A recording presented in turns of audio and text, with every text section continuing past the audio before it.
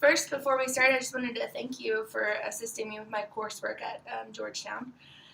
And as you already know, I took one of your lesson plans and made accommodations for Manolo. And these accommodations were based off of what I've been learning with my coursework, and I hope they prove to be beneficial for you. So one of the terms that you'll hear me using a lot during this time is CLD. And CLD means culturally and linguistically diverse, and it serves as the newest and most acceptable form of terminology when referring to English language learners. One of the methods that's commonly used in instructing CLD students is called sheltered English instruction. It incorporates content and language, but it specifically focuses on language objectives. And this method is the most developed and researched.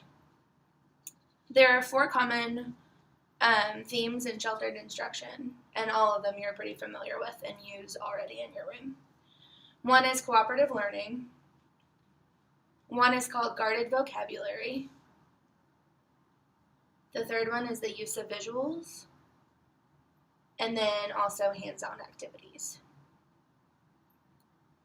So the hands-on theme serves the CLD student by relying on interaction so that the students can develop proficiency in their second language. So for instance, if Manolo was doing a hands-on activity in a group, he would be working with other students, and it would therefore increase his English proficiency. The cooperative learning themes integrates language with learning, and it teaches them interdependence so that they're not always relying on someone else to do it for them, or also that they don't have to be totally independent. It teaches them teamwork. And it also enhances their first and second language. Guarded vocabulary is something that we as teachers do a lot, but we just don't realize that we're doing it or what it's called. So it's a technique where you make speech more comprehensible by using simpler sentences, slowing your speech, inserting pauses, and basically trying to use consistent vocabulary. Okay. And then visuals, which I know we implement commonly, are used to supplement instruction, and they're supposed to help CLD students make new meaning of the information and organize their thoughts. Next, I'm going to talk to you about WIDA, which I know you're already familiar with, but we're just going to go into depth with Manolo scores and what it means for him and how you can use WIDA in the classroom versus just knowing the basics of it. Okay. So at the beginning of this year, you know that Manolo took the access test. Mm-hmm. So his strongest areas were listening, speaking, and oral, which he received a 6 in, which is called reaching. And then he received a 3.8, which is a developing in writing, and a 3.5, which is also considered developing in reading, a 3.7, a developing in literacy. So his composite proficiency level is a 4.4, which is expanding. So overall, this evidence points to Manolo having a strong hold on social language, but maybe not so much with academic language. So like I said, I'm just going to go over some different ways that you can specifically use these to help you. Just in case you aren't familiar, there are 6 levels of English language proficiency that the WIDA Consortium uses. So 1 is entering, 2 is beginning, 3 is developing, 4 is expanding, 5 is bridging, and 6 is reaching. Each level is progressing, so a 6 is eventually what you would want to aim for. And then the WIDA Can-Do descriptors are a great tool. So after you receive the access scores and you know what level of proficiency your students are at and what language domain they need to work on, the descriptors are easily implemented. And it's as easy as just flipping to the right page, and it basically tells you what you can do, what the students can do, ideas of different topics. So the language domains are listening, speaking, writing, sorry, I lost my place. Reading, and that's what you would want to focus on for each of his individual access scores, so when they're broken down. And the descriptors are based upon strands of model performance indicators that are based off of our content standards.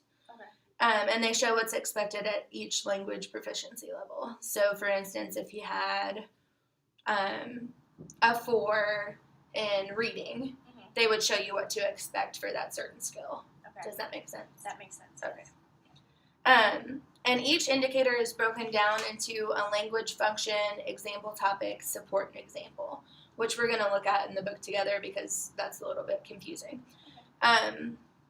The example topics are topics that you would cover in a 4th grade classroom. So, for example, if you wanted to teach comprehension strategies, you would turn to the 3 through 5 grade level cluster. So, at the very top, it shows you the grade level, and you find 3 through 5.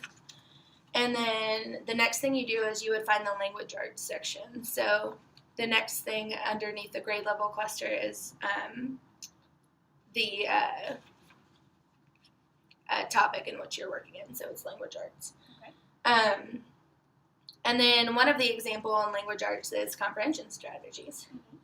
And then on the left-hand side, it shows you that comprehension strategies falls within the listening domain. Therefore, you would look at Manolo's listening score, which is a 6. Yeah. And then underneath the 6, it will show you that Manolo should be able to connect information from a grade level text to demonstrate comprehension. And it gives you an example of that by putting in parentheses, show me 2 sentences that go together.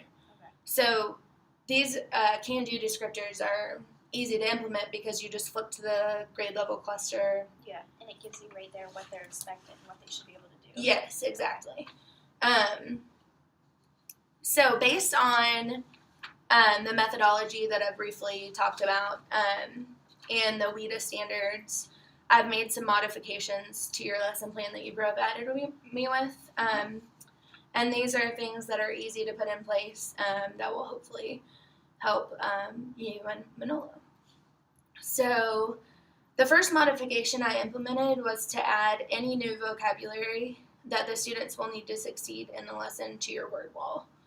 So, for example, in your standard, you use the language explicit information, which is academic language that some students might not know. Yes. Especially since we know that Manolo probably struggles with academic vocabulary. Yes. So you may also want to add cause and effect to your word wall and explain that cause is why an event happened and effect is what happened. And another source that I thought might be good to find important vocabulary is the actual informational text that you're passing out. Okay. So the rationale behind this would be that students can better comprehend the text if they understand the meaning of the words that make the passage up. Okay. Pull out the words beforehand. Right, yes. And then as the students, the second modification that I put in place was as the students are going through the text looking for cause and effect relationships, I suggested that they highlight them as they find them. So this way the students don't have to rely on their memory to listen to the different relationships. And as they look for the relationships, they can use the past examples that they found to guide their thinking. And this would especially help Manolo because it would help him to break the passage down into smaller sections so it's not as overwhelming. Yeah. And then the third modification I added was as you're going over the results of what relationships the students found, I suggested adding time for discussion to give students an opportunity to give real-life examples of cause and effect relationships. So it would also be beneficial at this point for you to give your own example so that students are reminded of what cause and effect is. So, be able to relate it. Right, exactly. So by doing this, the instruction would become more meaningful to the students, and they can use what's already in their schema to connect it to the new knowledge of the lesson. And that would therefore make a stronger memory. So the fourth modification I added was Before having the students fill out a Venn diagram on their own to compare fiction and informational text, I would re-explain what fiction and informational text means, and maybe if it's not added to your word wall, also add it to your word wall. And because he's struggling with academic vocabulary, it would build his confidence and understanding by giving him a reminder just with a really short review. And then also, I would discuss cause and effect in relation to both types of text, so the students can make the connection of why they're discussing cause and effect when comparing fiction and informational text. So this is just to help avoid confusion, just in case they get the impression that they're discussing a completely new topic. And the fifth modification I added was, before giving the students the Venn diagram to fill out by themselves, I would provide two differences already on the Venn diagram of differences between fictional and informational text before having them come up with new ideas. Give an example. Yeah, exactly. So this would provide students with an example when they create their own answer. And it kind of serves as a roadmap for students who might have trouble with producing their own ideas.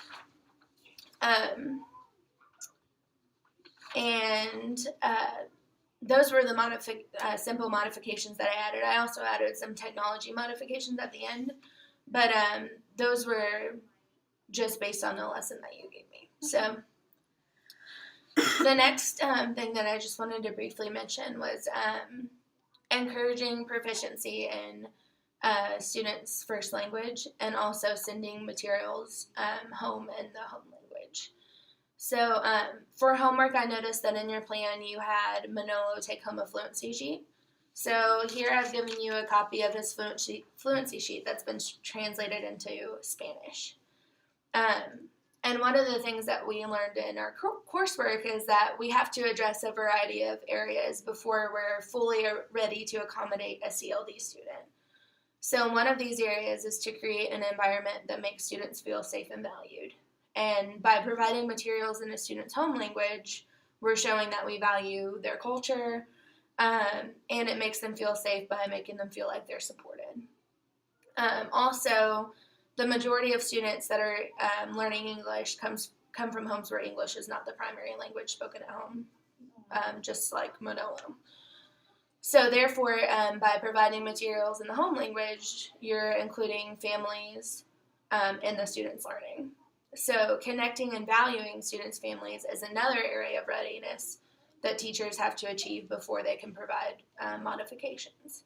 So it's kind of killing two birds with one stone there. And they're able to get the support they need to. Yes. So, and as much as we like to provide accommodations in the classroom, they're just as necessary for home, which I know you already know. But if students only receive the accommodations in the classroom environment, we're not really setting them up for success. So by sending this home, we can ensure that he's working on his own level and being appropriately challenged, but also that it's building up his confidence and that he can work independently on it. Also, a lot of research has shown that when students are proficient in their first language, they're more proficient in their second language. So for this reason, it's important that we encourage students to become more proficient in their first language. And the reason for this is that they're able to transfer rules and vocabulary from their first language to their second language. So if they're not proficient in that first language, it's harder for them to adapt to the rules in English. Mm-hmm. And one way that we can do this is to send home materials in their native language. And the very last thing I wanted to talk to you about was technology modifications and TESOL. So technology, as you know, has become a huge part of our culture. And for this reason, it's important that CLD students are exposed to and become proficient in different forms of technology. And one great resource for technology ideas is the TESOL Standards book. And the importance of this is summed up by a statement in the book which says, technology should be incorporated into teaching so that students will not only effectively acquire a second language, but will also develop electronic literacy skills. So this way, and I know at our school especially, we have a lot of online homework and computer lab time. So Manolo can learn how to use the computer before he tries to jump on and tackle 2 things at once.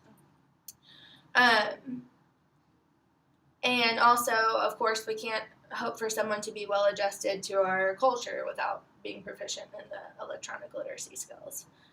And these, the TESOL standards help guide teachers by showing them how they can be applied in real life settings.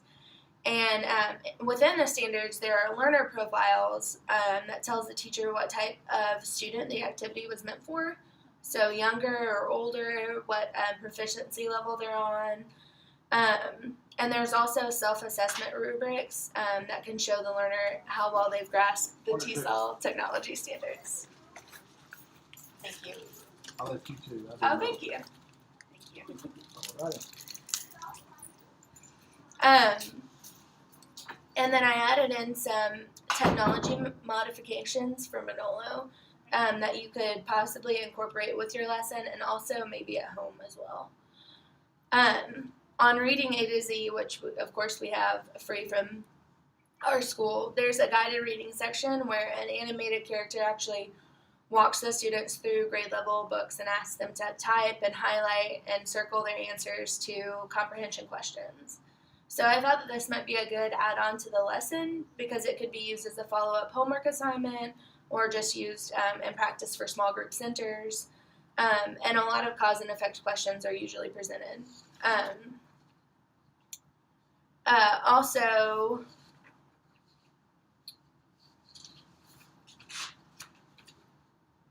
oh, here we go. Also, I had to either record your voice or the voice of a fluent reader in your classroom to read the informational text aloud. So that way students can go back and listen if they're having a hard time finding clues in the text or cause and effect relationships in the text. And also, of course, using fluent reader voice promotes fluency, which is especially vital for CLD students. And the third modification that I had was you could have the students record themselves reading the text in partnered pairs to practice speaking and reading fluently. So this can also serve as a tool to kind of trigger any explicit or inferred information throughout the text that the student may have missed when reading through the first time. Okay. Do you have any questions for me? I know that was kind of a lot at once. No, I don't think so. I think those are good suggestions. Okay, great. Yeah. And I'll also give you the URL to my blog. Okay. And I consistently update it with methodology or techniques that we learn in our coursework. And there's a lot of methods that are easy to implement in the classroom. And I want to thank you for working with me this semester, and I appreciate your time and dedication, and I hope I've provided you with new and useful information. Yeah, thank you. Thank you.